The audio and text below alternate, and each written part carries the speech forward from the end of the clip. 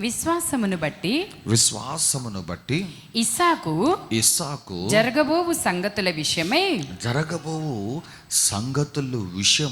యాకోబును ఏశావును ఆశీర్వదించెను. ఏంటంట? యాకోబును ఏశావును ఆశీర్వదించెను. మరలా చదువుకుందాం అందరం. విశ్వాసమును బట్టి ఇస్సాకు జరగబోవు సంగతుల విషయమై యాకోబును ఏశావును ఆశీర్వదించెను. చూసారా, దేవుని మీద ఉన్న విశ్వాసముతోటి ఆ జరగబోవు సంగతుల విషయమై తన బిడ్డలైన ఇరువురిని అనగా యాకోబును ఏశావును ఆశీర్వదించాడని చెప్పేసి వ్రాయబడింది. కానీ మనం జాగ్రత్తగా గమనిస్తే ఇస్సాకు యొక్క మనస్సులో కేవలము తన పెద్ద కుమారుడినైన ఏశావును మాత్రమే దీవించాలని ఉద్దేశం కలిగి ఉన్నది. తెలుసుక మనందరికీ ఇరువురిని దీవించాలని లేడు. అతని యొద్ద ఒక దీవెన ఉన్నది. ఆ ఒక దీవెన ఎవరికి ఇద్దామనుకున్నాడు అంటే తన పెద్ద కుమారుడైన ఏశావుకి ఇచ్చి అతనిని ఆశీర్వదిద్దాము అని అనుకున్నాడు. అంటే దాని అర్థం ఏమిటి? తన రెండవ కుమారుణ్ణి అతడు దీవించడానికి సిద్ధముగా లేడు, అతడు ఇష్టముగా లేడు. తన ఇష్టము తన అభిష్టము అంతయు తన యొక్క జ్యేష్ఠ కుమారుడైన ఏశావు మీద ఆ తండ్రి కలిగి ఉన్నాడు. కానీ ఇంతకు మనం పాడుకున్నట్టుగా ఎన్ని అడిగినా ఎన్ని తలచినా జరిగేది దేవుని చిత్తం అన్నట్టుగా దేవుడి మనసులో యాకోబు దీవించబడవాలని నిర్ణయించబడింది. కాబట్టి చివరికి తండ్రి ఎవరిని దీవించేశాడు? యాకోబునే దీవించేశాడు. చూడండి వచ్చిన భాగాలు. యాకోబు విషయంలో ఏ విధంగా దేవుని యొక్క కార్యము జరిగిందో మనము జాగ్రత్తగా గమనిద్దాము. ఆదికాండము 27వ అధ్యాయము మొట్టమొదటి వచ్చిన భాగం చదవమ్మా. ఇస్సాకు వృద్ధుడై అతని కన్నులకు మందదృష్టి కలిగినప్పుడు ఏంటంట? మందదృష్టి కలిగినప్పుడు అతడు తన పెద్ద కుమారుడైన ఏశావుతో నా కుమారుడా అని అతనిని పిలువగా అతడు చిత్తము నాయనా అని అతనితో అనెను. అప్పుడు ఇస్సాకు ఇదిగో నేను వృద్ధుడను. వృద్ధుడను నా మరణ దినము నాకు తెలియదు. కాబట్టి నీవు దయచేసి నీ ఆయుధములైన నీ అంబుల పొదిని నీ విల్లును తీసుకొని అడవికి పోయి నా కొరకు వేటాడి మాంసము తెమ్ము. నేను చావక మునుపు నిన్ను నేను ఆశీర్వదించినట్లు నాకిష్టమైన రుచిగల భోజ్యములను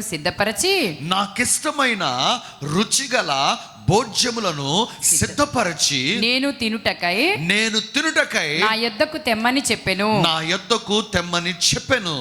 ఇస్సాకు తన కుమారుడగు ఏశావుతో మరలా చదువుదాము చూడమ్మా. ఇస్సాకు తన ఇరువురు బిడ్డల్ని దీవించడానికి సిద్ధముగా లేడు. ఎందుకంటే ఆ ఇరువురు బిడ్డల్లో అతని జ్యేష్ఠ కుమారుని ఎంతగానో ప్రేమించాడమ్మా. అతని జ్యేష్ఠ కుమారుని ఎందుకు అంత ప్రేమించాడంటే తండ్రికి ఎలాగున్నాడంటే ఒక పోషకుడుగా. మనందరికి అర్థమయ్యే భాష చెప్పాలంటే ఒక కుమారుడు కానీ ఒక కుమార్తె కానమ్మా, నేను చాలా స్పష్టంగా చెప్తున్నాను, వయసుకు వచ్చిన తర్వాత తల్లిదండ్రులకు ఎట్లా ఉండాలంటే ఆసరాగా ఉండాలి, చేదోడు వాదోడుగా ఉండాలి. కానీ ఇంకయూ తల్లి మీద కానీ తండ్రి మీద కానీ ఆధారపడి జీవిస్తున్నట్లయితే వాక్యానుసారమైంది కానే కాదమ్మా. హల్లెలూయా. ఎందుకు తండ్రి పెద్ద కుమారుడిని అంత ప్రేమించాడు, రెండవ కుమారుడిని ఎందుకు ప్రేమించలేదంటే పెద్ద కుమారుడు ఏం చేస్తున్నాడంటే తండ్రి యొక్క బాగోగులను చూస్తున్నాడు.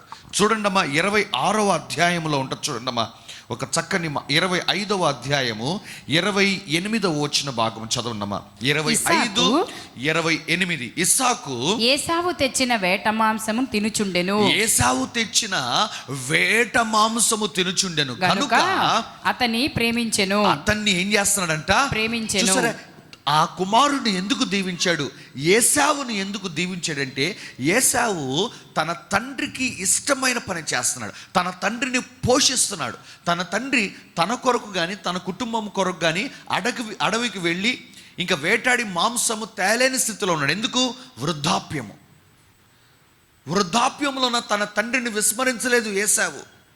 తల్లిని తండ్రిని సన్మానించడం అంటే అదే. తన తండ్రిని చక్కగా ఇంట్లో పెట్టేసేసి జ్యేష్ఠ కుమారుడిగా అతని యొక్క బాధ్యతను అతను ఎంత చక్కగా నిర్వర్తిస్తున్నాడు చూడండమ్మా. ఇస్సాకు అంట ఏశావుకు వేట మాంసం తీసుకొని వస్తున్నాడంట. అంటే తన తండ్రిని పోషిస్తున్నాడు. ప్రియదేవుని బిడ్డలారా, మీరు మీ తల్లిదండ్రుల పట్ల మీ వైఖరి ఎలాగున్నది ఒక్కసారి ఈ రాత్రి ఆలోచించుకుందామా. నేను కేవలం యవన బిడ్డలకు మాత్రమే చెప్పటం లేదమ్మా, పెద్దలైన వారందరికీ నేను చెప్తానమ్మా. మీకు ఒకవేళ మీ యొక్క తల్లిదండ్రులు ఇంకా దేవుని కృపను బట్టి సజీవులై ఉంటే వారి ఎడల నీ ప్రవర్తన ఎలా ఉన్నది? వారిని నువ్వు ఎలా చూసుకుంటున్నావు? నీ తల్లిని నీ తండ్రిని సన్మానిస్తున్నావా లేదా? ఒకసారి స్వయం విమర్శ చేసుకో. తండ్రి యొక్క దీవెన పొందుకోవాలి అంటే తండ్రిని పోషించేవాడిగా ఒక కుమారుడు ఖచ్చితంగా ఉండాలి. అదే దేవుని యొక్క ప్రేమను పొందుకోవాలంటే, తండ్రి అయిన దేవుని ప్రేమను పొందుకోవాలంటే తన యొక్క రాజ్య వ్యాప్తి కొరకు ప్రాకులాడే వ్యక్తిగా, తన రాజ్య వ్యాప్తి కొరకు లేదా తన రాజ్యం యొక్క విస్తరణ కొరకు ఇచ్చే వ్యక్తిగా, మందిరాన్ని పోషించే వ్యక్తిగా ఎవరైతే ఉంటారో వారిని ఖచ్చితంగా తండ్రిని దేవుడు ప్రేమిస్తాడమ్మా. హల్లెలూయా. అర్థమవుతుంది మీకు నా మాటలు? అందరు ఇక్కడే ఉన్నారా? ఇప్పుడు వెళ్ళిపోండమ్మా 27వ అధ్యాయము 4వ వచనం చదవండమ్మా ఒకసారి. నేను చావక మునుపు నిన్ను నేను ఆశీర్వదించినట్లు నాకిష్టమైన రుచిగల భోజ్యములను సిద్ధపరచి ఏంటంట సిద్ధపరచి నేను తినుటకై నా యొద్దకు తెమ్మని చెప్పెను. చూసారు, the qualification for the father's blessing. దేవుని యొక్క ఆశీర్వాదానికి ఒక అర్హత ఏమిటో తెలుసా? నీకు తెలిసి ఉండాలి దేవునికి ఇష్టమైన పని ఏమిటో, ఇష్టము లేని పని ఏమిటో. నా మాటలు అర్థమవుతున్నాయా? ఏశావుకు చెప్పాల, నాకు పలానాది కావాలి అని. పలానాది కావాలని చెప్పుంటే ఎవరన్నా తీసుకుని వస్తారు. కానీ నీ యొక్క సహవాసము దేవునితో ఎంత బలంగా ఉందో ఎలా తెలుసుకోవచ్చో తెలుసా? దేవుడు ఏది చెప్పకపోయినా కూడా దేవుని యొక్క ఆ హృదయానుసారముగా నువ్వు నడుచుకుంటావు చూసావా, అది నువ్వు దేవునితో ఎటువంటి సహవాసములు ఉన్నావు అని చెప్పేసి. చెబితే నువ్వు కాదమ్మా, ఎవరన్నా చేస్తారు. కానీ కుమారుడికి దాసుడికి వ్యత్యాసం ఏంటో తెలుసా? దాసుడు చెబితేనే చేస్తాడు, కానీ కుమారుడు అనేవాడు ఏంటో తెలుసా? చెప్పకుండానే తండ్రి యొక్క మనసులో ఏమి ఉన్నదో గమనించి గుర్తించి చేసేవాడే నిజమైన కుమారుడమ్మా. హల్లెలూయా.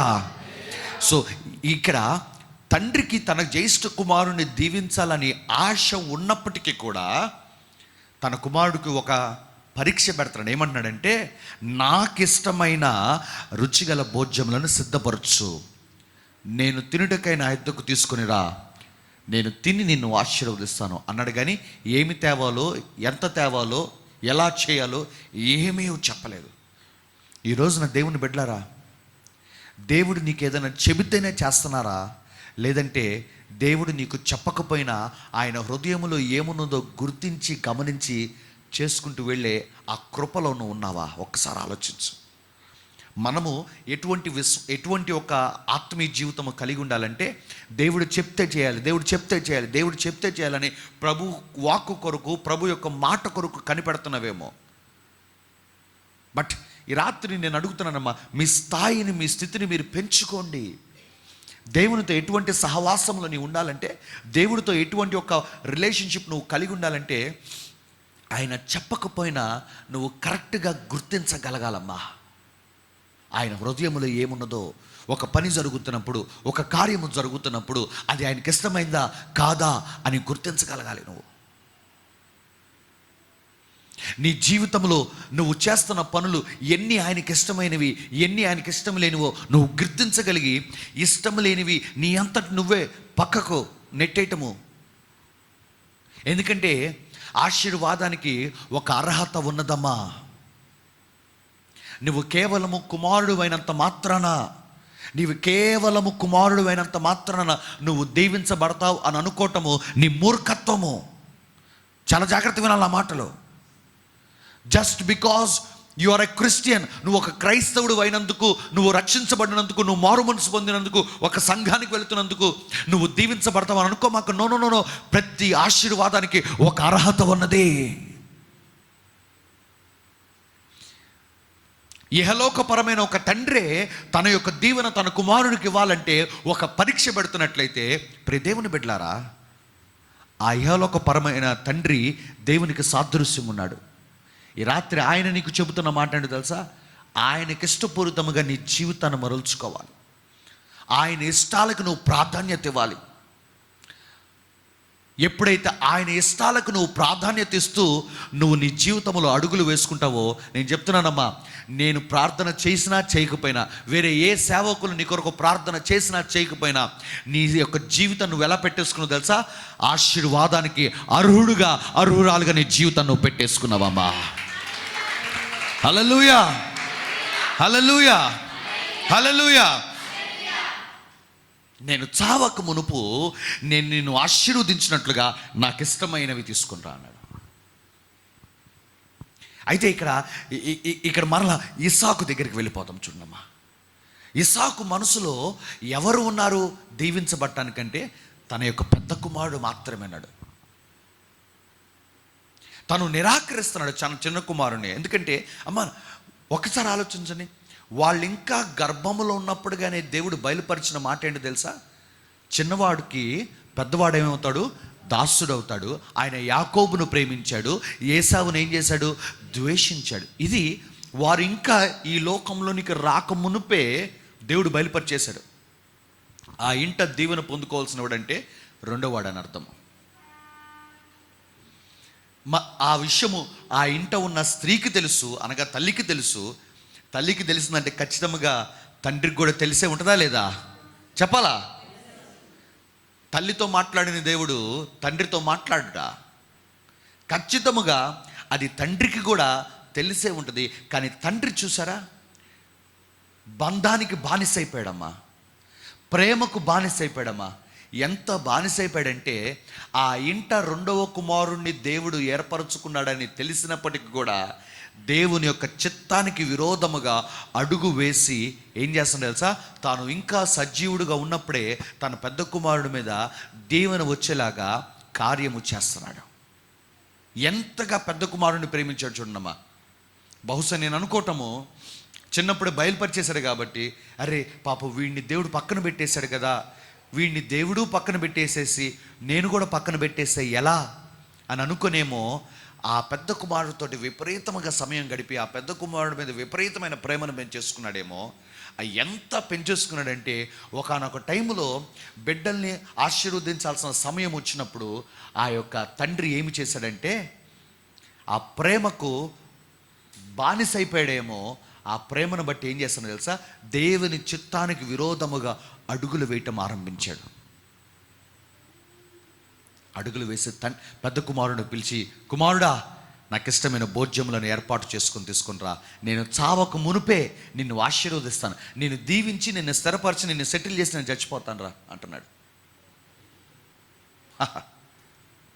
కానీ ఎప్పుడైతే ఇటువంటి ఒక సంభాషణ తండ్రికి కొడుకుకి జరుగుతుందో, తల్లి వింటుంది పక్కన నుంచి. 5వ వచనం చదవండమ్మా. ఇస్సాకు తన కుమారుడగు ఏశావుతో ఇట్లు చెప్పుచు ఉండగా రిబ్కా వినుచుండెను. రిబ్కా ఏం చేస్తుందంట? వినుచుండెను. వింటుంది. విని ఏం చేసింది? 6వ వచనం చదవండమ్మా. అప్పుడు రిబ్కా తన కుమారుడగు యాకోబును చూచి ఇదిగో నీ తండ్రి నీ అన్నయైన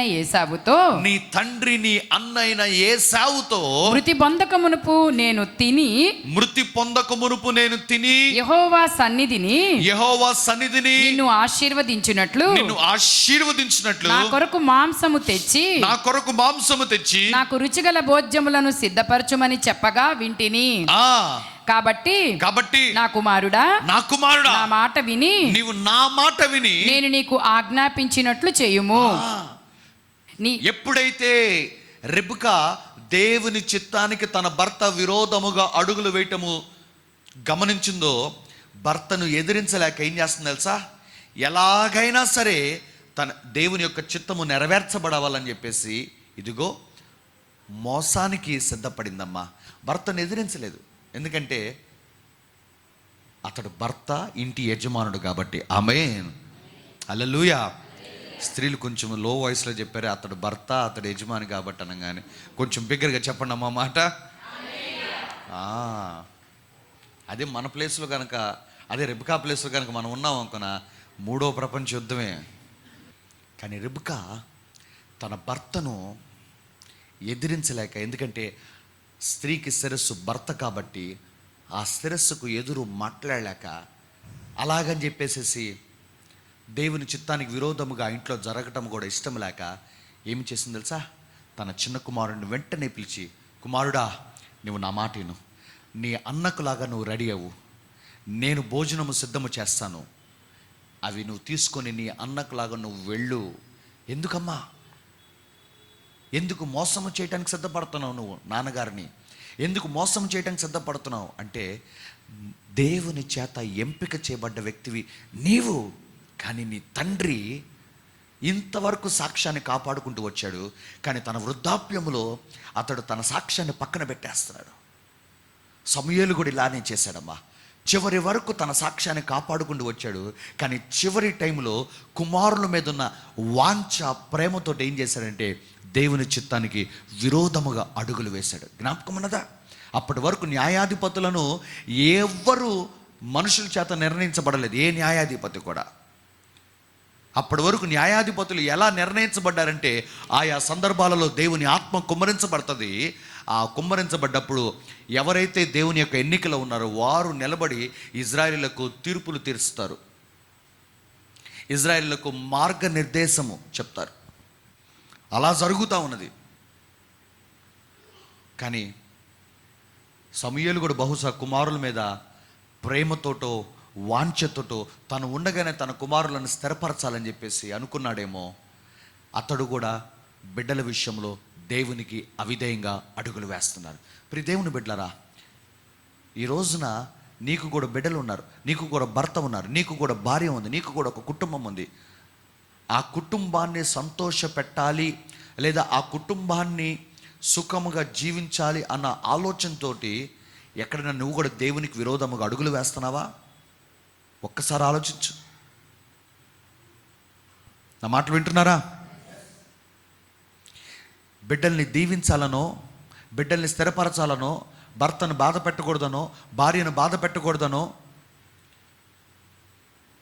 నువ్వు కూడా బంధాలకి లోనైపోయి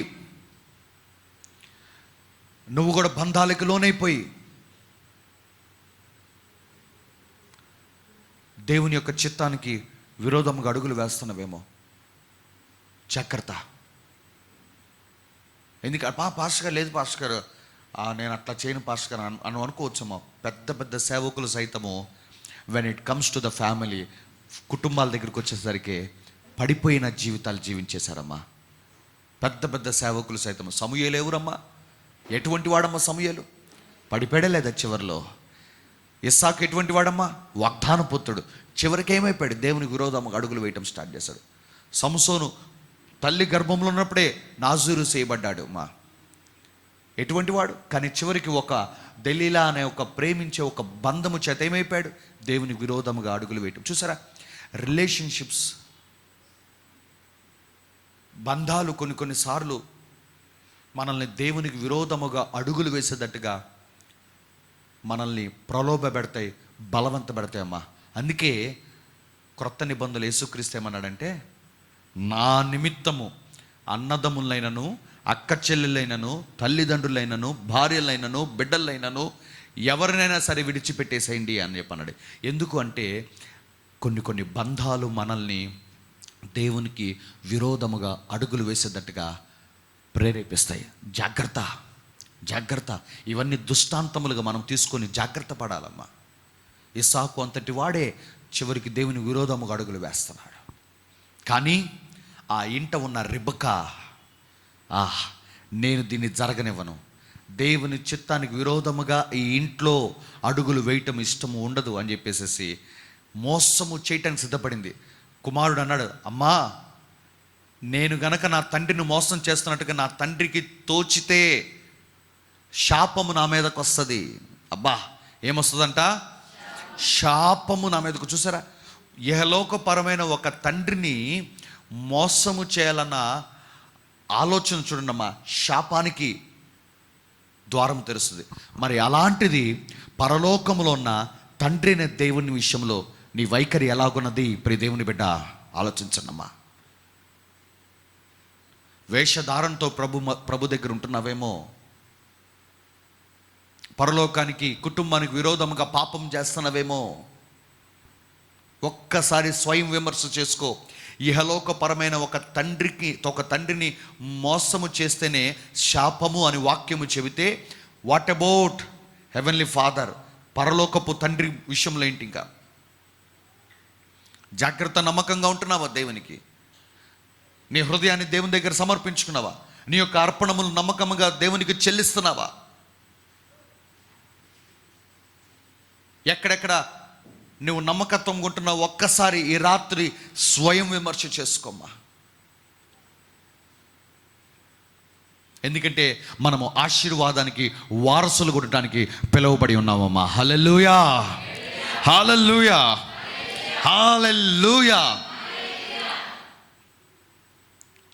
ఆ ఇంట రెబెకా యొక్క ప్రేరేపణ వలన, రెబెకా యొక్క అడుగుల వలన ఆ ఇంట దేవుని చిత్తము స్థిరపరచబడిందమ్మా. Come on, now give God some praise. Hallelujah, hallelujah. ఎక్కడ ఆ ఇంట దైవజనుడి ఇంట దేవునికి విరోధమైన అడుగులు పడి ఆ ఇంటిల్లి పాది మీద శాపం వస్తుందేమో అని ఆ అధ్యాయము నేను చదివే ఉండమ్మా మొదట్లో. కానీ చివరికి రెబెకాని దేవుడు లేవనెత్తుకున్నాడమ్మా. చూసారా, అపవాది నీ ఇంట ఒక వ్యక్తిని లేవనెత్తి దేవునికి విరోధముగా నీ చేత కానీ నీ కుటుంబ సభ్యుల చేత కానీ అడుగులు వేయించాలని ప్రయత్నం చేస్తుంటే నువ్వేమి చేయాలి తెలుసా? రెబెకా వలె నువ్వు నిలబడాలమ్మా నీ ఇంట. హల్లెలూయా. రెబెకా వలె నువ్వు నిలబడాలమ్మా. ఎట్టి పరిస్థితులు అపవాది చిత్తము నెరవేరటానికి వీల్లేదని చెప్పేసి రెబెకా నిలబడింది. తన కుమారుడిని తీసుకుని ఆ యొక్క యజమానుడు ముందుకు తీసుకుని వెళ్ళిందమ్మా. What happened? దీవించబడి అతడు వెనక్కి వచ్చాడమ్మా. కానీ ఎప్పుడైతే ఆ తర్వాత ఏసావు వచ్చాడు, ఆ ఏసావు వచ్చి, నాయనా తండ్రి లేచి నన్ను ఆశీర్వదించు అంటే గడ్డ గడ్డ గడ్డ గడ్డ వణికిపోతున్నాడు. ఎందుకు? ఆ దీవెన అయిపోతే వణికిపోవాల్సిన అవసరం లేదు, ఏడవాలి. కానీ అతడు దేవుని విరోధముగా అడుగులు వేయాలని చూశాడు. కానీ ఆ ఇంట చివరికి దేవుని చిత్తమే నెరవేర్చబడటము అనేది చూడంగానే దేవుని భయము కమ్ముకుంది ఇస్సాకుని. అమ్మో, నేను దేవుని చిత్తానికి విరోధంగా అడుగులు వేస్తుంటే దేవుడు ఏమీ చేయటం లేదులే అని అనుకున్నాడు. తన ఇష్ట ప్రకారంగా జరుగుతుందని అనుకున్నాడు. కానీ చివరికి దేవుడు మోసాన్ని వినియోగించుకున్నాడు. తన యొక్క చిత్తాన్ని నెరవేర్చుకున్నప్పుడు భయపడిపోయాడమ్మా. అదే అక్కడ భయం, అంతేగాని దీవెన అయిపోయిందని కాదు, లేదంటే పెద్ద కుమారుడికి భయపడి కూడా కాదమ్మా. ఆ ఇంట దేవుని చిత్తమై చివరికి స్థిరపడటం చూసి అర్థమైంది, కార్యము చేసింది ఎవరంటే యెహోవా, అనగా దేవుని సన్నిధి నా ఇంట్లో ఉన్నది అని మిక్కుటముగా. చూడమ్మా, మాట ఉంటుందమ్మా. చూడమ్మా 28వ అధ్యాయము 32వ వచనం నుంచి చదవండమ్మా. అతని తండ్రి అయిన ఇస్సాకు నీవెవరివని అతనిని అడిగినప్పుడు, నీవు ఎవరివి అని అతనిని అడిగినప్పుడు అతడు నేను నీ కుమారుడను ఏశావు అను నీ జ్యేష్ఠ కుమారుడనగా ఇస్సాకు మిక్కుటముగా గడగడ వణుకుచు గడగడ వణికిపోతున్నాడంట. అర్థమైపోయింది, దేవుడు జోక్యం చేసుకున్నాడు. అందరు చెప్పండి, దేవుడు జోక్యం చేసుకున్నాడు అని చెప్పేసి. ఇంకా బిగ్గరగా చెప్పాలి, దేవుడు జోక్యం చేసుకున్నాడు అని చెప్పేసి. మరి దేవుని బిడ్డ, నీ కుటుంబంలో దేవుని చిత్తము జరగాలని నీకు ఆశ ఉన్నట్లయితే రిబ్కా వలె నువ్వు నిలబడు. ఈ రాత్రి దేవుడు జోక్యం చేసుకుంటాడు నీ కుటుంబంలో, నీ జీవితంలో దేవుడు జోక్యం చేసుకుంటాడమ్మా. ఈ సంఘ కాపరుగా, మీ ఆత్మీయ తండ్రిగా నేను ఈ దీవెన పలుకుతున్నానమ్మా. ఈ రాత్రి ఎవరెవరైతే ఇక్కడికి వచ్చి ఉన్నారో మీ జీవితాలలో, మీ కుటుంబాలలో దేవుడు జోక్యం చేసుకొనును గాక. దేవుని యొక్క జోక్యము స్థిరపరచబడును గాక. ప్రతి చిన్న విషయం దగ్గర నుంచి ప్రతి పెద్ద విషయం వరకు దేవుని జోక్యము కలుగును గాక. ఎవరైతే నీ జీవితంలో, నీ కుటుంబంలో అపవాది చేత ప్రేరేపించబడో, మరొకటి చేత ప్రేరేపించబడి దేవునికి విరోధముగా అడుగులు వేయించాలని చూస్తున్నట్లయితే ఈ రాత్రి దేవుని భయము వారిని కమ్ముకొనుగాక. ఇస్సాకు మిక్కుటముగా గడగడ వణుకుచు, అట్లయితే వేటాడి భోజ్యమును నా యొద్దకు తెచ్చిన వారెవరు? నీవు రాకమునుపు నేను వాటన్నిటిలో తిని అతన్ని నిజముగా దీవించి తిని అతడు దీవింపబడిన వాడే అనెను.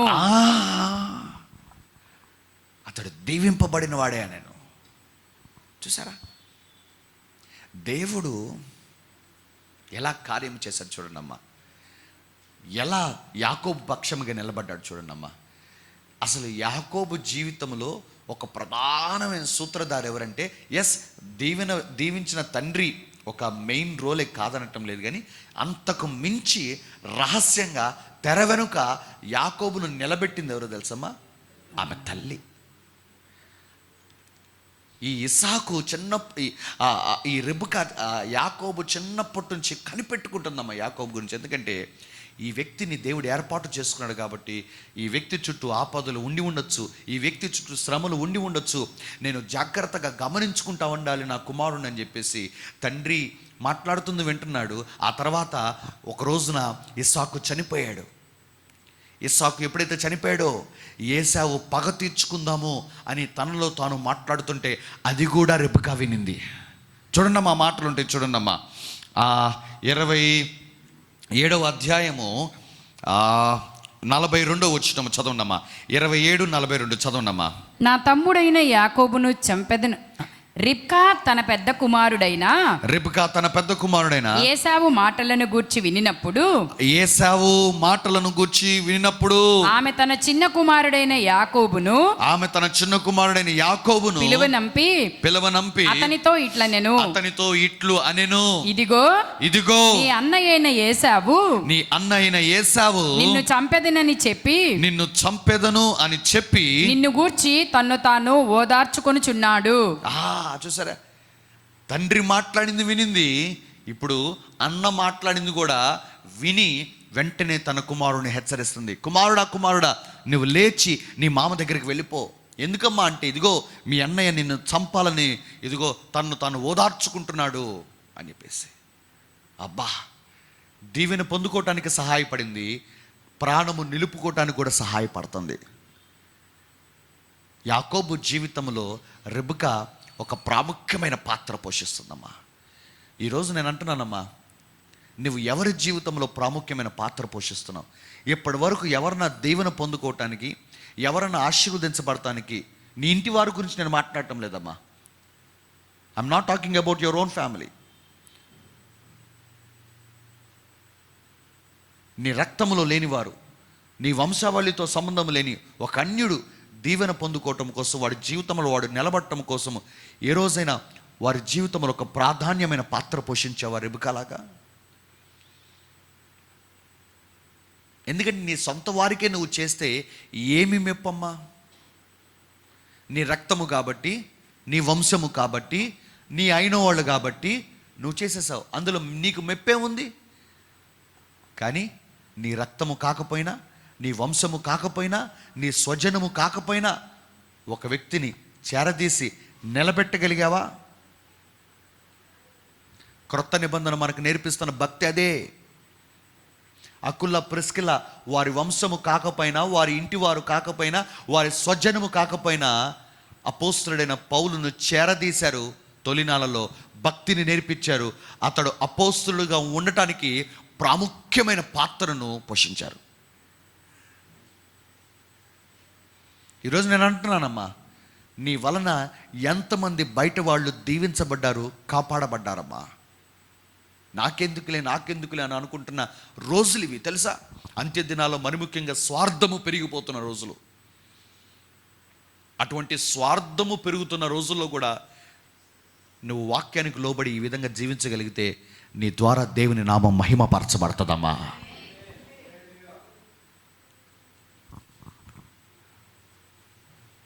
కానీ ఆ తర్వాత ఏశావు వచ్చాడు, బతిమలాడుతుంటే ఒకే ఒక్క మాటతో దీవెన విడుదల చేశాడు. కుమారుడా, నీవు నీ తమ్ముడికి దాసుడు అవుతావు, కానీ నీకు ఒక దీవెన నేను పలుకుతాను. అదేమిటో తెలుసా? ఆ మాట ఉండదు చూడండమ్మా. అదే అధ్యాయములో 27వ అధ్యాయంలో 39-40 వచనాలు చదవమ్మా. నీ నివాసము భూసారము లేకయు పైనుండి పడు ఆకాశపు మంచు లేకయు ఉండెను. నీవు నీ కత్తి చేత బ్రతుకుదువు, నీ సహోదరునికి దాసుడు వగుదువు. నీవు తిరుగులాడుచుండగా నీ మెడ మీద నుండి అతని కాడి విడిచివేయుదువు. నీవు తిరుగులాడుచుండగా నీ మెడ మీద నుండి అతని కాడి, అతని అధికారాన్ని నువ్వు విరిచివేసేసుకుంటావు. నువ్వు తిరగలాడాలి అంటే ఏంటో తెలుసా? ఒక్కొక్క తర్జుమాలో ఉంటుందమ్మా, నువ్వు ఎప్పుడైతే విసుకుతావో, రెస్ట్లెస్ అవుతావో, నీలో పోరాడే ఒక ప్రతిమ, ఆ యొక్క ప్రతిభ నీలో నుంచి బయటకు వస్తుంది. అది ఎప్పుడైతే నీలోంచి ఆత్మ సంబంధం బయటకు వస్తుందో, నీ మేడ మీద ఉన్న ఆ యొక్క కాడిని నువ్వు విరిచివేసుకునే శక్తిమంతుడిగా మార్చబడతావు అని చెప్పేసి అన్నాడు. తిరుగులాడటం అంటే ఏంటో తెలుసా? విసుగు రావటము. తిరుగులాడటం అంటే ఏంటో తెలుసా? రెస్ట్లెస్ అవటము. తిరుగులాడటం అంటే ఏంటో తెలుసా? పరిశుద్ధమైన చికాకు, కోపము. ఇవి ఎప్పుడైతే కలుగుతాయో నీలో ఒక శక్తి డెవలప్ అవుతుంది. కుమారుడా, ఆ శక్తి ఏంటో తెలుసా? నీ మెడ మీద నుండి నీ సహోదరుని యొక్క కాడిని విరిచివేసే శక్తిమంతుడిగా మార్చబడతావు. నేను అందుకే అంటున్నానమ్మా, మనము ఎట్లా ప్రార్థన చేయాలంటే, మన మెడల మీద ఉన్న తెలియకుండా అపవాది వేసిన కాడులు, కట్లు, బంధకాలు మన మెడల మీద కానీ, మన కుటుంబాల మెడల మీద కానీ, మన సంఘము మెడ మీద కానీ, వాట్ ఎవర్ అపవాది ఏ కాడి వేసిందో దానిని తీసి పక్కన పెట్టే వారముగా కాదమ్మా, దాన్ని విరిచి వేసే వారముగా మనం మార్చబడదుముగాక. కమోన్. ఇంగ్లీష్లో ఎంత చక్కగా ఉంచుండమ్మా. It shall come to pass when thou shalt have dominion, then thou shalt break his yoke from off thy neck. అంటే ఏమంటున్నాడు తెలుసా? నువ్వు ఎప్పుడైతే అధికారాన్ని చేత పట్టుకుంటావో అప్పుడు నీ మెడ మీద నుంచి అతని కాడిని విరిచివేసే శక్తిని ధరించుకుంటావు. చూసా, అంటే అధికారమును చేత పట్టుకోమంటున్నాడు. ఇంతక ప్రార్థనలు చెప్పాను నేను, యేసయ్య నామము అనే అధికారాన్ని చేత పట్టుకోండి అన్నా నేను.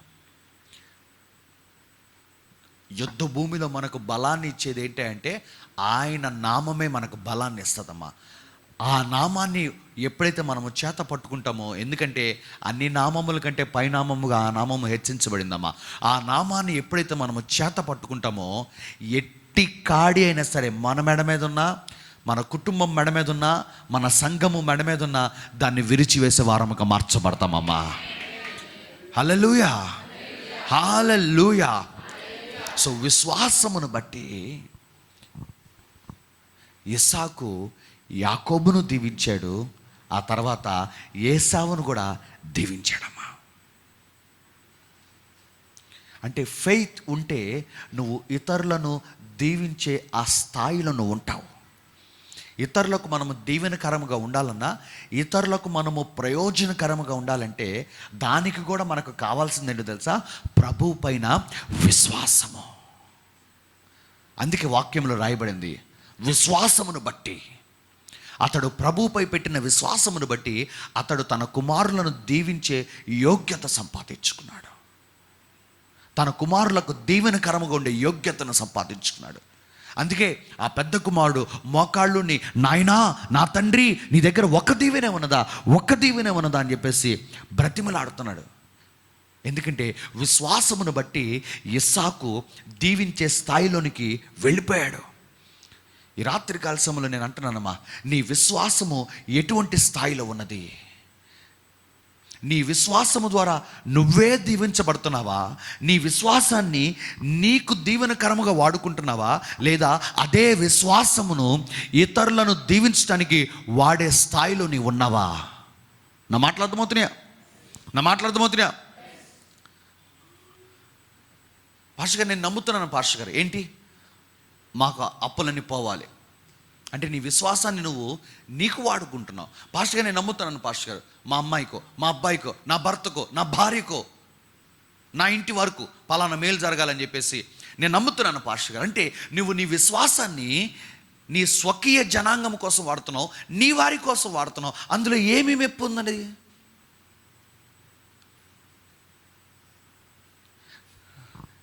నువ్వు ఇతరులకు దీవెనకరంగా నిలబడాలి. నువ్వు అడిగావు ఎప్పుడైనా, ప్రభువా నేను బయట వారికి కూడా దీవించబడాలయ్యా, బయట వారికి కూడా దీవెనకరంగా నేను లేవనెత్తబడాలయ్యా, నా విశ్వాసం ఆ విధంగా అభివృద్ధి చేయి ప్రభా, నన్ను ఆ స్థాయిలో ఉంచు ప్రభా అని అడిగావు ఎప్పుడైనా? ఆ పర్పస్ ఉండాలమ్మా.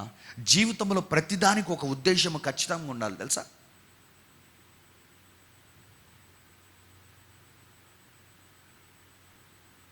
ఉదాహరణకు,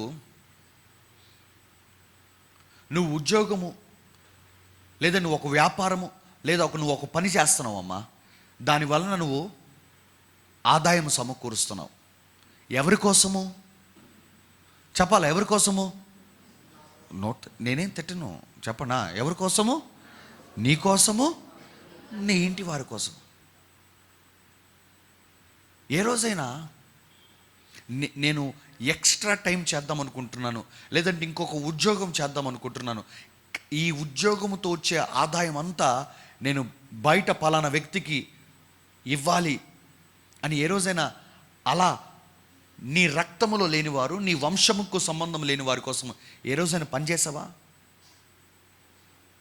మరి అప్పుడు నీకు మెప్పేమొస్తుంది? ఇంకప్పుడు నీకు దీవెనేమొస్తుందమ్మా?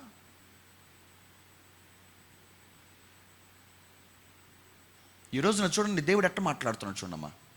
నీ ఇంటి వారి కోసమే నువ్వు నిలబడుతుంటే, ఇంత రిబ్కా జీవితం మాట్లాడిన మాట అదే మాట. రిబ్కాను ఆసరాగా చేసుకొని చెప్పాను నేను మీకు. రిబ్కా తన కుమారుడు కోసము, తన కుమారుడు దీవెన కోసము, తన కుమారుడు భద్రపరచబడటం కోసము తను నిలబడింది. అందులో ఏం గొప్పతనం ఉన్నది? కేవలము దేవుని చిత్తము నెరవేర్చబడాలి తన కుటుంబంలో అన్న ఒక్క మాట తప్ప ఇంకేం గొప్పతనం ఉంది? బయట వారి కోసము కాదుగా నిలబడిందమ్మా. నేను అదే అంటున్నానమ్మా, మనము బౌండరీస్ బ్రేక్ చేయాలమ్మా. మన దేశానికి వచ్చిన సువార్త తీసుకుని వచ్చిన వాళ్ళంతా ఎవరో తెలుసా? బౌండరీస్ బ్రేక్ చేసుకుని వచ్చారు వాళ్ళంతా. వాళ్ళ దేశము కాదు, వాళ్ళ భాష కాదు, వాళ్ళ కల్చర్ కాదు, కానీ ఓడలెక్కి సముద్ర ప్రయాణాలు చేసి వచ్చి ఇక్కడికి వచ్చి స్కూల్స్ కట్టారు, హాస్పిటల్స్ కట్టారు, సువార్త ప్రకటించారు. అభాగ్యులుగా బ్రతుకుతున్న అనేక మందిని, ఊరు వెలుపట బ్రతుకుతున్న అనేక మందిని చేర తీసుకున్నారు, తమ వారిగా చేసుకున్నారు. వారు వెళ్ళిపోతూ వారు చేర తీసుకున్న అనేక మందికి వారు సంపాదించిన ఆస్తులన్నీ ఇచ్చేసేసి మరలా రిక్తులుగాని వెళ్ళిపోయారు. మీకు అర్థమవుతుంది నేను చెప్తున్న మాటలు? మనం ఎలా ఉంటున్నాం ఒక్కసారి ఆలోచించుకున్నామా? నీ వారికే అంటే నేను నీ వాళ్ళకి చేయొద్దని నేను అనటం లేదమ్మా. బట్ మై పాయింట్, నా ప్రశ్న ఏంటంటే, నా మాట ఏంటంటే, నీవు నీ స్వకీయ జనాంగము కోసమే నిలబడే వ్యక్తివైతే అందులో ఏమి మెప్పు ఉన్నది? నీవు నీ యొక్క ఉద్యోగం ఎందుకు చేస్తున్నావు అంటే నా వాళ్ళ కోసం. నీవు ఉద్యోగం ఎందుకు చేస్తున్నావు అంటే ఇదిగో నా స్వకీయ జనాంగం కోసమే అని నువ్వు ఉద్యోగము కూడా ఆఖరికి నీ వాళ్ళ కోసమే చేస్తావు. ఇంక ఏమి మెప్పు ఉన్నది? ఒక మాట చూపిస్తాను చూడండి, మా క్రొత్త నిబంధనలో ఉంటుంది ఒక మాట. దేవునికి స్తోత్రం కలుగును గాక. హల్లెలూయా. ఇంకొంచెం బిగ్గరగా చెప్తారా?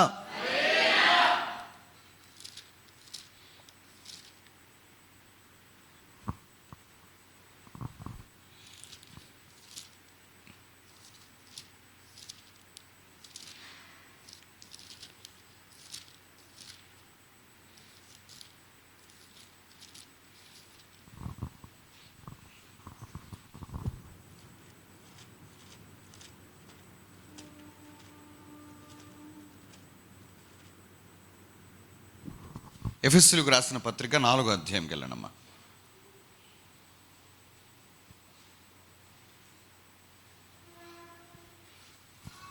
27-28 వచ్చిన చదవనమ్మా. ఎఫెసీ 4:27-28.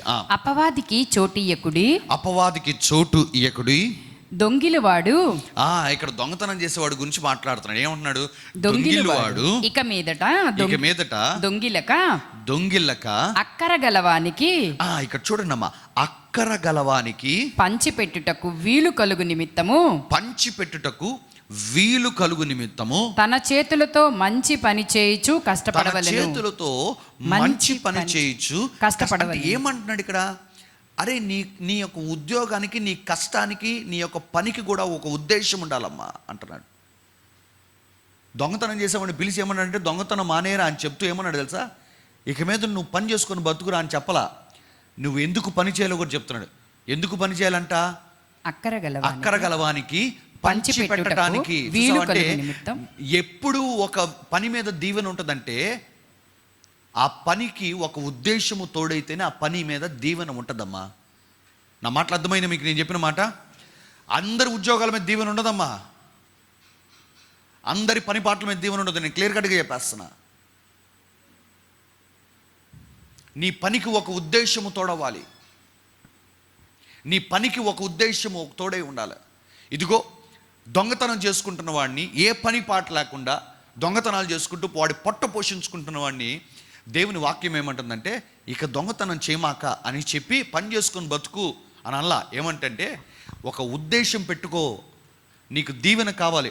నీ మీద దీవెన లేదు కాబట్టే నువ్వు దొంగతనాలు చేసుకునే శాపగ్రస్తమైన జీవితం జీవిస్తున్నావు. నీ మీద దీవెన లేదు కాబట్టే ఇదిగో నిన్ను ఎవడు పనిలో పెట్టుకోవటం లేదు. నీ మీద దీవెన లేదు కాబట్టే నీకు ఒక ఆదాయం రావటం లేదు. శాపగ్రస్తమైన జీవితం జీవిస్తున్నావు. అయితే ఆ శాపాన్ని బ్రేక్ చేసుకొని నువ్వు ఆశీర్వాదంలోకి అడుగు పెట్టాలంటే కేవలం పని చేస్తే సరిపోదు, నీ పనికి ఒక ఉద్దేశము తోడవాలి అని. ఆ ఉద్దేశము కూడా దేవుడు తన వాక్యములో నుంచే మాట్లాడుతున్నాడు. ఏమంటున్నాడంటే, అక్కర గలవానికి పంచిపెట్టే హృదయం నువ్వు ఏర్పాటు చేసుకో. అక్కర గలవానికి పోషించే, పంచిపెట్టే ఒక వీలు నీ హృదయంలో నువ్వు కలుగు చేసుకో. ఆటోమేటిక్గా నీ శాపాన్ని బ్రేక్ చేసుకొని నీకు ఒక పని దొరికిద్ది, నీకు ఒక ఆదాయము దొరికిద్ది, నువ్వు వేరే వాడికి దీవెనకరముగా మార్చబడతావు అంటున్నాడు. ఎందుకు ఈ మాట అంటున్నానంటే, నీ కుటుంబాన్ని పోషించుకోవటానికి నువ్వు పని చేస్తున్నట్లయితే, ఈరోజు నేను అంటున్నానమ్మా, ఆ ఆదాయములో ఒక నిర్ణయం తీసుకో. ఇది మొదలుకొని నేను పని చేస్తాను కేవలం నా కుటుంబం కోసం మాత్రమే కాదు, అక్కర గలవానికి అనగా అవసరాల్లో ఉన్న వారికి, అక్కర గలవానికి పంచిపెట్టడానికి వీలు కలుగునట్లుగా నేను ఈ రోజు నుంచి పని చేస్తాను అని ఒక నిర్ణయం గనక మీరు తీసుకున్నట్లయితే, దేవుని బిడ్డలారా నేను చెప్తున్నానమ్మా, అసాధారణమైన దేవుని కృప, దేవుని ఆశీర్వాదము నీ పనిమైన దేవుడు నిలిచి ఉంచుతాడమ్మా. హల్లెలూయా. అమ్మా, ఇవ్వటానికి, ఇతరులకు ఇవ్వటానికి ఇబ్బంది పడేవాడంతా శాపగ్రస్తుడు ఇంకెవ్వడు ఉండడమ్మా. నో మ్యాటర్ వాడు సూట్ వేసుకుని నీకు కనపడినా సరే మోసపోమాక. ఇవ్వటానికి, వేరే వాళ్ళకి ఇవ్వటానికి ఇబ్బంది పడేవాడు ఎవడైనా ఉన్నట్లయితే చెప్తున్నానమ్మా, వాడు ఎంత సూట్ వేసుకున్నా సరే, వాడు ఎటువంటి కారులో ఉన్నా సరేనమ్మా, అతి త్వరలో వాడి యొక్క ఆశీర్వాదం అంతా ఫెయిడ్ అయిపోతుందమ్మా. నువ్వు సూట్ వేసుకున్నా సరే, ఒక పెద్ద కారులో తిరిగినా సరే, నువ్వు ఇతరులకు ఇవ్వటానికి నువ్వు ఇబ్బంది పడే వ్యక్తి అంటే నువ్వు శాపములు ఉంటున్నట్టే లెక్క. దేవుని ప్రేమ, ఇంకా చెప్పనా, దేవుని ప్రేమకు ఆమెడు దూరంలో ఉన్నామని అర్థం అమ్మా. ఎందుకో తెలుసమ్మా, దేవుడు ఇచ్చే వ్యక్తిని కూడా ప్రేమించడు. God loves cheerful giver. ఆ మాట పెట్టు. కొరింథీయులకు రాయబడిన 2వ పత్రిక 9వ అధ్యాయము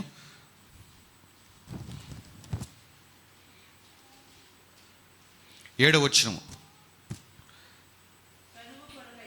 సనుగు కొనకయు బలవంతముగా కాకయు ప్రతి వాడును తన హృదయములో నిశ్చయించుకునే ప్రకారము ఇయ్యవలెను. దేవుడు ఉత్సాహముగా, ఇక్కడ నుంచి అందరూ చదవండి అమ్మా. దేవుడు ఉత్సాహముగా ఇచ్చువానిని అంటే, ఉత్సాహం అంటే సంతోషంగా అని అర్థం అమ్మా. దేవుడు సంతోషంగా ఇచ్చేవాడిని ఏం చేస్తాడంట? ప్రేమించును. అమ్మ ఇక్కడ ఇంకొక మాట చెప్పనమ్మా. ఎంతమంది వినడానికి సిద్ధంగా ఉన్నారమ్మా? మీకు ఒక మర్మం చెప్పనా? దేవునికి ఇవ్వకపోతే నాకు శాపం వస్తుందేమో, నా మీద కీడు వస్తుందేమో అని నువ్వు భయంతో ఇచ్చినా కూడా దానికి ప్రతిఫలం రాదమ్మా. ఎందుకంటే ఇక్కడ దేవుడు వాక్యం ఏమన్నా తెలుసా? ఆయన ఎవరిని ప్రేమిస్తాడంట? సనుగు భయపడుతూ ఇచ్చేవాడు కాదు, భయపడుతూ. ఎందుకంటే కొంతమంది, అమ్మో పాస్టర్ దశమ భాగం ఏమంటున్నాడుగా, ఇవ్వకపోతే ఏదో అయిద్దంట. అలా ఇచ్చినా కూడా అట్టి అర్పణ దేవునికి అంగీకారంగా ఉండదమ్మా. ఎందుకంటే దేవుడు తన వాక్యంలో ఏం చెప్పాడంటే, నువ్వు ఇచ్చే అర్పణ ఎట్లా ఉండాలి తెలుసా? నువ్వు సంతోషంగా ఇవ్వాలి. వాడినే ప్రేమిస్తాడట దేవుడు. దేవుడు ఉత్సాహంగా ఇచ్చువాని, అనగా దేవుడు సంతోషముగా ఇచ్చువాని ప్రేమించును. చూసారా, దేవుడు ఇచ్చేవాడిని ప్రేమిస్తాడని కూడా కాదమ్మా, దేవుడు సంతోషంగా ఇచ్చేవాడిని, సంతోషంగా ఇచ్చేవాడిని. నువ్వు ఎలా ఇస్తున్నావు? దశమ భాగం ఇచ్చేటప్పుడు ఏడుస్తున్నావా? లేదా దశమ భాగం ఇచ్చేటప్పుడు భయపడిస్తున్నావా? ఏదైనా జరిగిద్దేమో, ఏమైనా అయ్యిద్దేమో. అలా భయపడుతూ దశమ భాగం ఇచ్చినా కూడా దేవుడు ప్రేమించడమా. అది మందిరముకి అవసరాలకు వాడబడుతుందేమో, కానీ at the end of the day దేవుని ప్రేమను నోచుకొని అర్పణము ఎందుకు? ఇంకా నువ్వు ఇచ్చేటప్పుడు ఎట్లా ఉండాలి తెలుసా? సంతోషంగా ఇస్తూ, దేవుడు ప్రేమ నేను అనుభవించాలి అని అట్లా ఇవ్వాలి. కానీ ఇవ్వకపోతే నైద్యం, అరే ఇచ్చేసేయాలి, అర్జెంట్కి ఇచ్చేసాలి, అర్జెంట్కి ఇచ్చేసాలి, అర్జెంట్కి ఇవ్వకపోతే ఏదో జరిగిద్ది. ఎదుగో ఆ రోజే ఏదో బండి పంచర్ అయ్యిద్ది, ఆ రోజే ఏదో జరిగిద్ది, చూసావు ఇవ్వలేదు, మనం ఇవ్వలేదు. అమ్మా, అంత కష్టంగా బలవంతంగా నీ దగ్గర లాక్కోవటానికి దేవుడు వడ్డీకి ఇవ్వలేదు. నీకేమో అప్పులు వాడు అసలే కాదు. నా మాటలు అర్థమైనా? నువ్వేదో ఫోన్ మాట్లాడుతూ జారిపడ్డావు, కానీ నీకు వెంటనే ఏమొస్తుంది తెలుసా? అపవాది పెడతాడు. ఏం తెలుసా? చూసావా దశమ భాగం ఇంకా బీరువాలన్న పెట్టావు, అందుకే ఇట్లా జరిగింది.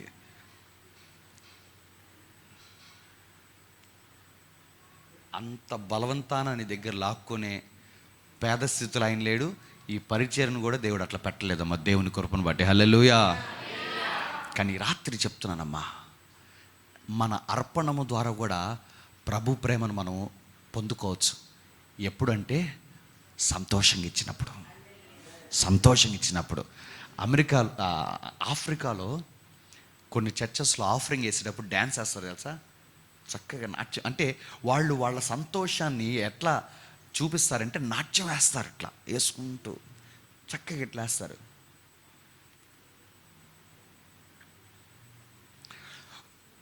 సంతోషంగా ఇవ్వండి అమ్మా. రెండోది, విశ్వాసముతో ఇవ్వండి. హెబ్రీయులకు రాయబడిన పత్రికే. ఇంకొకటి చూపించేసి ముగించేస్తానమ్మా. ఆలస్యం అవుతుంది పాస్టర్ గారు, మేము ఇంటికి వెళ్ళాలి పాస్టర్ గారు అన్న వాళ్ళు ఒకసారి బిగ్గరగా ఆమేన్ చెప్తారా? ఆమేన్. అంత డైరెక్ట్గా మైకులు అడిగితే ఎలా పాస్టర్ గారు, ఇంతమంది ఉన్నప్పుడు? అంటే ఏంటి ఇంత పెద్దగా నవ్వారంటే ఏంటి మీ ఉద్దేశం? అంటే ఏంటి మీ ఉద్దేశం? అంటే నవ్వు ద్వారా అర్థం చేసుకోమనా? నేను కూడా ఉత్సాహంగా వినేవాడిని ప్రేమిస్తానమ్మా.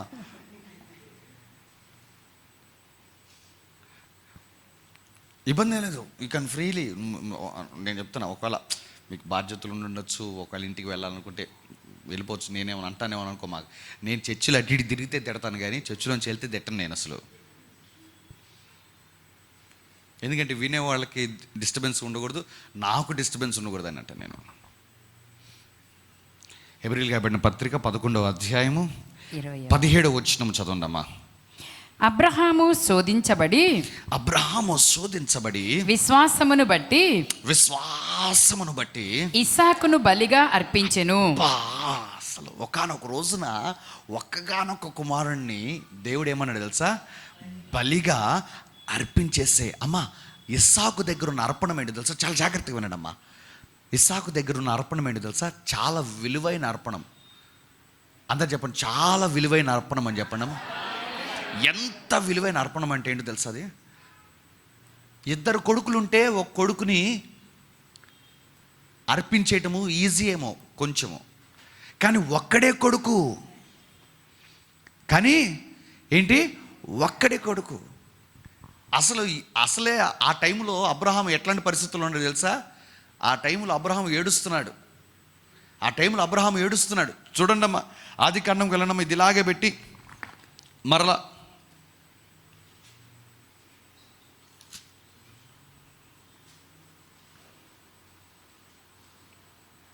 ఆదికాండము చూడండి, ఎన్నో అధ్యాయమమ్మా? అర్పణం అర్పించే 22 మొట్టమొదటి వచ్చింది అదన్నమ్మా. ఆ సంగతులు జరిగిన తర్వాత దేవుడు అబ్రహామును పరిశోధించెను. ఎట్లనగా ఆయన అబ్రహామా అని పిలవగా అతడు చిత్తము ప్రభువా అనెను. అప్పుడు ఆయన నీకు ఒక్కడై ఉన్న నీ కుమారుని అనగా నీవు ప్రేమించు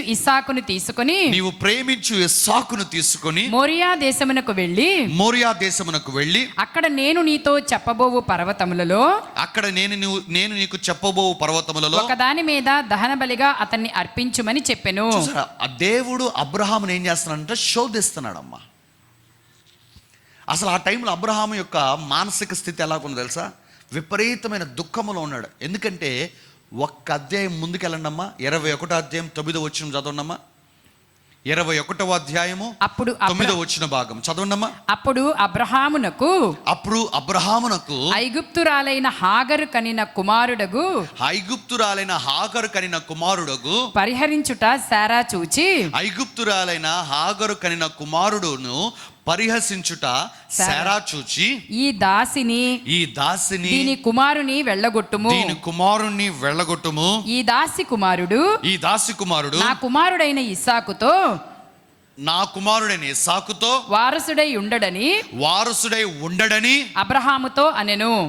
చూసారా, ఒక రోజున అనగా 21వ అధ్యాయంలో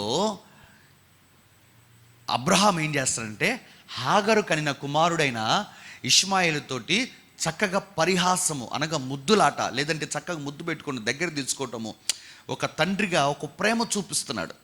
ఎప్పుడైతే శారా కంట అది కనబడిందో వెంటనే శారాకి కోపం వచ్చేసింది. ఏమన్నదంటే, ఈ దాసిని నా యొద్ద నుంచి వెళ్ళగొట్టు అని చెప్పేసేసి ఖచ్చితంగా చెప్పేసేసింది ఆమె. ఎందుకంటే ఈ కుమారుడు నా కుమారుడైన ఇస్సాకుతోటి వారసుడై ఉండడు అని చెప్పేసేసింది. ఆ విషయంలో దేవుడు కూడా అదే మాట అన్నాడు. నెక్స్ట్ వచ్చిన చదవండి త్వరగా.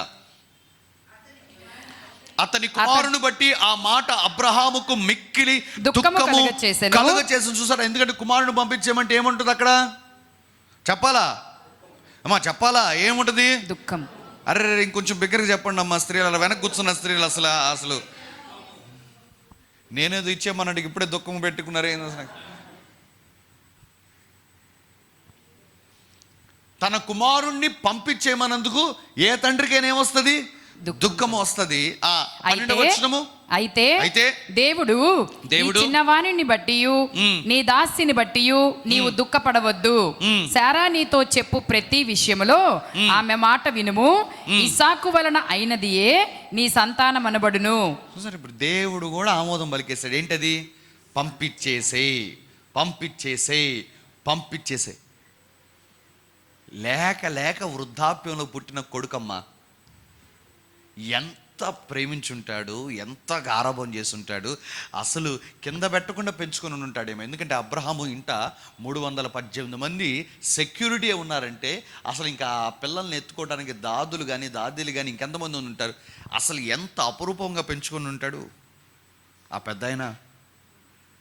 కానీ సడన్గా ఆ ఇంట ఉన్న యజమానురాలు ఏమంటుందంటే, just send that fellow out of my house. నా ఇంటి నుంచి పంపించేసేసాయి. నా కుమారుడితోటి ఆ యొక్క వ్యక్తి వారసుడై ఉండడు అని చెప్పన్నాడు.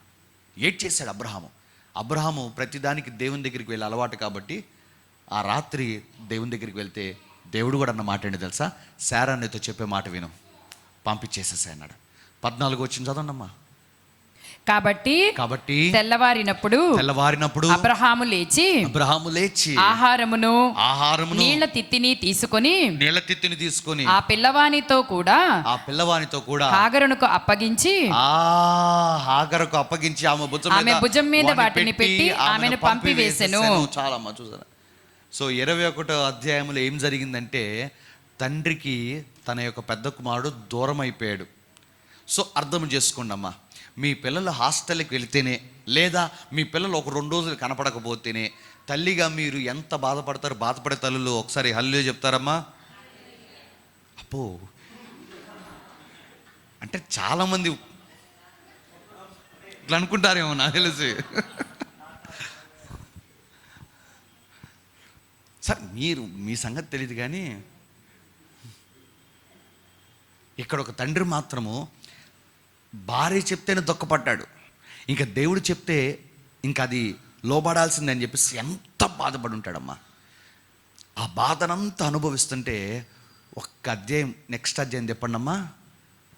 22వ అధ్యాయము 1వ మొట్టమొదటి వచ్చిన చదవండమ్మా. ఆ సంగతులు జరిగిన తర్వాత, ఆ సంగతులు ఏంటి? వాళ్ళని పంపించేయటం, ఆ సాగనంపటం. ఆ సంగతులు జరిగిన తర్వాత దేవుడు అబ్రహామును పరిశోధించెను. మళ్ళీ పరిశోధించి ఏంటంట? ఎట్లనగా ఆయన అబ్రహామా అని పిలవగా అతడు చిత్తము ప్రభువా అనెను. అప్పుడు ఆయన నీకు ఒక్కడై ఉన్న నీ కుమారుని, అనగా నీవు ప్రేమించు ఇస్సాకును తీసుకొని మోరియా దేశమునకు వెళ్ళి అక్కడ నేను నీతో చెప్పబోవు పర్వతములలో ఒకదాని మీద దహన బలిగా అతని నర్పించుమని చెప్పెను. చాలమ్మా. అసలు ముందు అధ్యాయంలో ఉన్నది 2 పిల్లలు. ఆల్రెడీ పెద్దోడిని దేవుడు దూరం చేసేసాడు. ఇప్పుడున్నది 2వాడే. ఆ 2వాడి గురించి కూడా దేవుడు ఏమన్నాడంటే, వీడిని కూడా నాకు బలిగా అర్పణ అర్పించేసేసాయి అన్నాడు.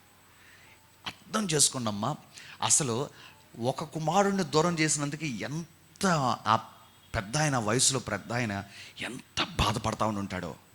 బాధపడుతూ దేవునికి లోబడి పంపించేసేసాడు. ఆ కుమారుడిని పరిహాసిస్తున్నాడంటే ఎంత ప్రేమించుంటాడు. అంత ప్రేమించే కుమారుని పోగొట్టుకున్నాడు దేవునికి లోబడి. ఇక ఉన్నది ఒక్క కొడుకే. ఇక కళ్ళన్నీ, ఆశలన్నీ ఈ కొడుకు మీద పెట్టేసుకున్నాడు. కానీ ఇంతలో మరలా యెహోవా వాక్కు ప్రత్యక్షమైంది. ఏమైంది? ఈసారి ఈ కొడుకును కూడా బలిగా,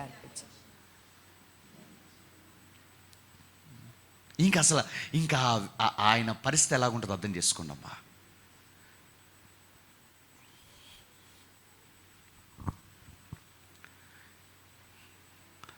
కానీ అబ్రహాము గురించి రాయబడిన మాట ఏంటి తెలుసా? అతడు విశ్వాసమును బట్టి తన కుమారుణ్ణి బలిగా అర్పించాడు.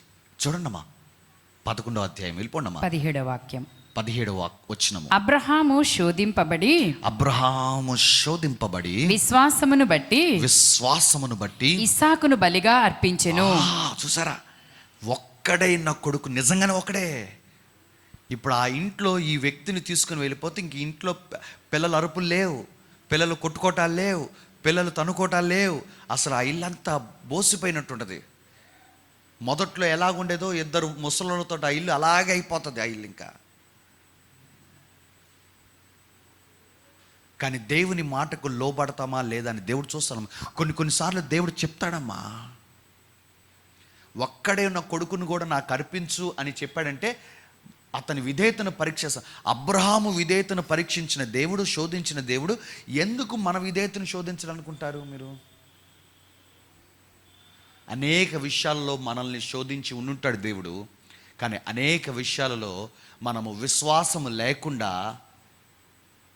ఆ కార్యానికి లోబడి ఉన్నాం. ఎటు అర్పణము గురించి వచ్చింది కాబట్టి ఇక్కడ మాట్లాడుతున్నామా. ఎన్నోసార్లు దేవుడు చెప్పి ఉండొచ్చు, ఈ నెల నన్ను నమ్మి మొత్తము ప్రభు మందిరానికి ఇచ్చేసేసే అని ఎన్నోసార్లు చెప్పి ఉండొచ్చు.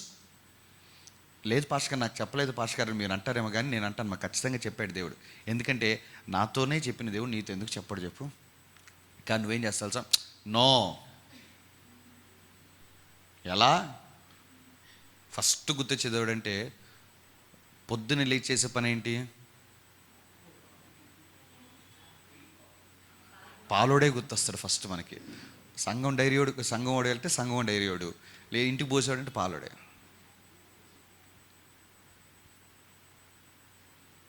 కానీ తనకు ఒక్కడే ఉన్న కుమారుణ్ణి బలిగా అర్పించేసే అని దేవుడు చెప్పినప్పుడు, అయ్యా ఆల్రెడీ పెద్ద కుమారుని దూరం చేసావయ్యా, ఇప్పుడు ఈ చిన్న కుమారుని కూడా ఇచ్చేయమంటున్నావా అని దేవుడి మీద ఏమాత్రము మాట్లాడకుండా, సనగకుండా, దేవునికి విరోధముగా మాట్లాడకుండా, దేవునికి విరోధముగా అడుగులు కూడా వేయకుండా దేవునికి లోబడ్డాడమ్మా. వాక్యము రాయబడిన మాట ఏంటి తెలుసా? అబ్రహాము శోధింపబడ్డాడు కానీ విశ్వాసముతో ఇస్సాకును బలిగా అర్పించాడు. నెక్స్ట్ వచ్చిన త్వరగా చదవనమ్మా. ఎవడు ఆ వాగ్దానములు సంతోషముతో అంగీకరించెనో ఇస్సాకు వలనైనది నీ సంతానము అనబడునని ఎవరితో చెప్పబడెనో ఆ అబ్రహాము మృతులను సహితము ఏంటంట? మృతులను సహితము లేపుటకు దేవుడు శక్తిమంతుడని ఎంచిన వాడై తన ఏక కుమారుని అర్పించి ఫిక్స్ అయిపోయాడు. అర్పణం అర్పించాల్సిందే, దేవుడు కోరుకున్నాడంటే ఇచ్చేద్దాము అని. ఎంత తీర్మానం అమ్మా, ఎంత కమిటెడ్ అమ్మా. ఈరోజు నీకుందా? దేవుడు కావాలంటే ఇచ్చేసే ఆ యొక్క కమిట్మెంట్, దేవుడు ఇవ్వమంటే ఇచ్చేసే ఆ కమిట్మెంట్.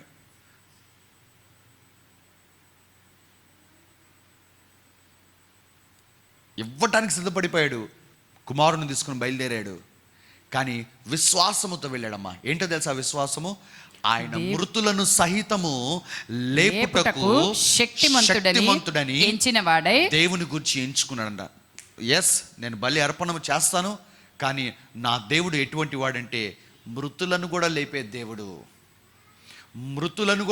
దేవుడు అని విశ్వాసంతో ఖచ్చితంగా నేను నా కుమారుని మరలా బ్రతికించుకుంటాను, నా కుమారుడిని ఖచ్చితంగా మరలా పునరుద్ధరీకరించుకుంటాను అని చెప్పేసి విశ్వాసము తెచ్చాడమ్మా. ఎందుకు ఈ మాటలు చెప్తున్నా తెలుసా? సంతోషముగా దేవునికి ఇవ్వటం మాత్రమే కాదమ్మా, విశ్వాసముతో దేవునికి ఇవ్వండమ్మా. ఇది మొదలుకొని ప్రతి ఆదివారము. హల్లెలూయా. ఆచారంగా ఇవ్వమాక, ర్యాండమ్గా పర్సు ఓపెన్ చేసి ఏదో ఒక నోటు తీసేసి ఇచ్చేసామంటే అది ఆచారముగా నువ్వు ఇస్తున్న అర్పణము. దేవుడు ఏమన్నాడంటే అలా వద్దు, విశ్వాసముతో ఇవ్వు. నేను ఇచ్చిన దానికి తిరిగి అనేక రెట్లు నాకు అనుగ్రహించబడుతుంది అన్న విశ్వాసముతో ఇవ్వమంటున్నాడు దేవుడు. హల్లెలూయా. తన ఏక కుమారుని అర్పించడానికి వెళ్ళాడు. ఎలా వెళ్ళాడంటే ఆ అర్పణం ఇవ్వటానికి విశ్వాసముతో వెళ్ళాడు. ఏంటి ఆ విశ్వాసం అంటే? ఆయన మృతులను సహితము లేవనెత్తగలిగిన శక్తిమంతుడు అని చెప్పి. ఈరోజు నీకున్నదా అర్పణం ఇచ్చేటప్పుడు? నీకు విశ్వాసంతో ఇస్తున్నావా? ఒకసారి ఆలోచించుకో. సంతోషముగా ఇస్తున్నావా? ఒకసారి ఆలోచించుకో. మరలా చెప్తున్నానమ్మా, నీ యొక్క అర్పణము అర్పిస్తున్నప్పుడు విశ్వాసముతో ఇస్తున్నావా? సంతోషముగా ఇస్తున్నావా? ఎందుకంటే దేవుడు విశ్వాసముతో ఇచ్చేవాడినే, సంతోషముగా ఇచ్చేవాడినే ప్రేమించే దేవుడై ఉన్నాడమ్మా. At the end of the day దేవుని ప్రేమను పొందుకొని వెళుతున్నామా లేదా అనే చూసుకోవాలమ్మా. దేవుని మందిరానికి వచ్చావు, అర్పణము చివరి ఘట్టము, మనం అర్పణము మందిరంలో ఇచ్చేది. ఎందుకంటే ఆ ఆఫరింగ్ అయిపోయిన తర్వాత మనం ఏం చేస్తామో ప్రార్థన చేసుకుని వెళ్ళిపోతాం. దేవుని చేత ప్రేమింపబడి తిరిగి ఇంటికి వెళ్ళాలమ్మా. ప్రతి ఆదివారం మనము ఏం పొందుకున్నావురా ఈ రోజునంటే, దేవుని ప్రేమను పొందుకొని వచ్చాను నేను ఇంటికి అని చెప్పాలా. కానీ సంతోషం ఇవ్వకుండా ఆచారపరంగా ఇచ్చావా, దేవుని ప్రేమను పొందుకోవటం లేదు. విశ్వాసము లేకుండా ఏదో ఇవ్వాలన్నట్టుగా ఇస్తున్నావా, దేవుని ప్రేమ లేకుండానే వెళ్ళిపోతున్నావు. మరి నువ్వు మందిరానికి వచ్చి ఏం ఉపయోగం ఆ రోజున? వృధా. కాబట్టి ప్రియ దేవుని బిడ్డారా, విశ్వాసముతో అర్పణం అర్పించండి. ఇది మొదలుకొని సంతోషముగా ఇవ్వండి. ఆ అర్పణము కూడా నేను అనుకుంటాను, అబ్రహాము ఆ యొక్క పర్వతం ఎక్కుతున్నప్పుడు విశ్వాసముతో ఎక్కాడు కాబట్టి ఒక్క చుక్క కన్నీటి బొట్టు కూడా రాల్చకుండా ఎక్కుంటాడు సంతోషముగా, మృతులను సహితము. ఎందుకంటే మృతమైన తన యొక్క భార్య గర్భాన్ని తెరిచిన దేవుడు, కాటికి కాళ్ళు జాపుకున్న పండు ముసలేడు వ్యక్తి ఇతను. మరి కొద్ది రోజుల్లో చనిపోవలసిన ఈ ఇద్దరిని యవ్వన ప్రాయంలో ఉన్నట్టుగా మార్చేసేసాడు. గర్భము ధరించారు. అసలు ఎంత ఎంత ఎంత బాగుంటుందో తెలుసమ్మా. ఆ 21వ అధ్యాయంలో ఆదికాండములో ఇస్సాకుకి పాలు విడిచిన అన్నప్రాసన చేశారు వీళ్ళు. పాలు విడిచిన తర్వాత అసలు ఒక వృద్ధ స్త్రీ ఒక ముసలామె రొమ్ములో పాలు పెట్టాడమ్మా దేవుడు. హల్లెలూయా. ఒక్కళ్ళకి అర్థమైంది ఆ మాట. ఎందుకు ఈ మాట అని తెలుసా? ఒక వృద్ధ స్త్రీ రొమ్ములో పాలు పెట్టిన దేవుడు మన అకౌంట్లో డబ్బులు ఎందుకు పెట్టడమ్మా? మన జీవితాలు ఎందుకు మార్చడం? ఒక వృద్ధ స్త్రీ, 99 ఏళ్ల స్త్రీ, నువ్వు ఒకసారి చూడండి ఎలా ఉంటుందో ఆమె. ఇక ఆమె రొమ్ము పరిస్థితి ఎలాగుంటుందో అర్థం చేసుకుందమ్మా. బట్ ఆమె తన కుమారుడికి పాలు ఇచ్చిందంట. నాకు భలే నచ్చింది ఆ అధ్యాయం చదువుతున్నప్పుడు.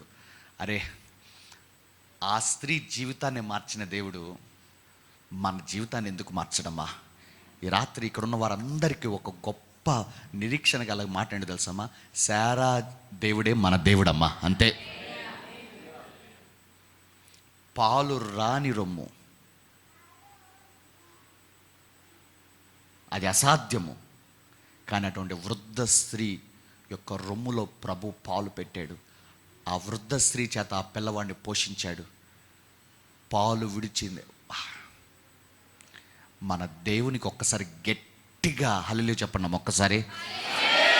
ఇంకా గట్టిగా, ఇంకా గట్టిగా అమ్మా, ఇంకా గట్టిగానమ్మా.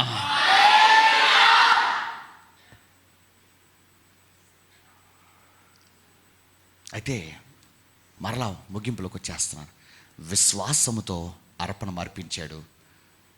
అతని కుమారుడిని అతను తిరిగి పొందుకున్నాడు. ఆ మాట చదివి ముగించేద్దామా? హెబ్రీయులకు రాయబడిన పత్రిక 11వ అధ్యాయము 18వ వచనం చదవండమ్మా. ఆ అబ్రహాము మృతులను సహితము లేపుటకు. భలే ఉంటుంది ఆ మాట. ఎవడు ఆ వాగ్దానములు సంతోషముతో అంగీకరించెనో, ఇస్సాకు వలనైనది నీ సంతానం అనబడినని ఎవనితో చెప్పబడినో ఆ అబ్రహాము మృతులను సహితము లేపుటకు దేవుడు శక్తిమంతుడని ఎంచిన వాడై తన ఏక కుమారుని అర్పించి ఉపమాన రూపముగా అతనిని మృతులలో నుండి మరలా పొందాడంటమ్మా. అమ్మ, నేను చెప్తున్నానమ్మా, నువ్వు విశ్వాసంతో అర్పించిన ప్రతి దానిని మరలా నువ్వు తిరిగి అనేక రెట్లుగా పొందుకుంటావమ్మా. కాబట్టి రాత్రికాల సమయంలో ముగింపు మాటగా చెప్తున్నానమ్మా, దేవునికి ఇస్తున్న నీవు సంతోషము ఇవ్వు, దేవునికి ఇస్తున్న నీవు విశ్వాసముతో ఇవ్వు. ముందు చెప్పిన భాగము ఏంటి? ఆ భాగము విశ్వాసం వల్లనే మనం ఇతరులకు దీవెనకరముగా మార్చబడగలము. పాత నిబంధనలు ఉన్న వారు వారి ఇంటి వారికి దీవెనకరంగా మార్చబడ్డారమ్మా. కానీ నూతన నిబంధనలు ఉన్న మనము మన ఇంటి వారికి దీవెనకరంగా కాదమ్మా, మనము అన్యజనులకు దీవెనకరముగా మార్చబడాలమ్మా. మన విశ్వాసాన్ని ఆ విధంగా మనము అభివృద్ధి చేసుకోవాలమ్మా. ఆమేన్. కళ్ళు మూసుకొని ప్రార్థన చేసుకుందాం. మా ఆరాధనా క్రమములు ప్రతి ఆదివారం ఉదయం 10 గంటల నుండి 1 గంట వరకు. స్థలము the restoration centre, Rajiv Gandhi Nagar 1వ line, Sanjeevaiah Nagar, rail gate దగ్గర, గుంటూరు. మరియు ప్రతి ఆదివారం సాయంత్రం 7 గంటల నుండి 9 గంటల వరకు. స్థలం ది రెస్టారేషన్ సెంటర్, 3వ line, Gayatri Nagar, VIP road, Chuttugunta, Guntur. ప్రతి శుక్రవారము సాయంత్రం 7 గంటల నుండి 9 గంటల వరకు ఉపవాస ప్రార్థన. స్థలము the restoration centre, Rajiv Gandhi Nagar 1వ line, Sanjeevaiah Nagar, rail gate దగ్గర, గుంటూరు.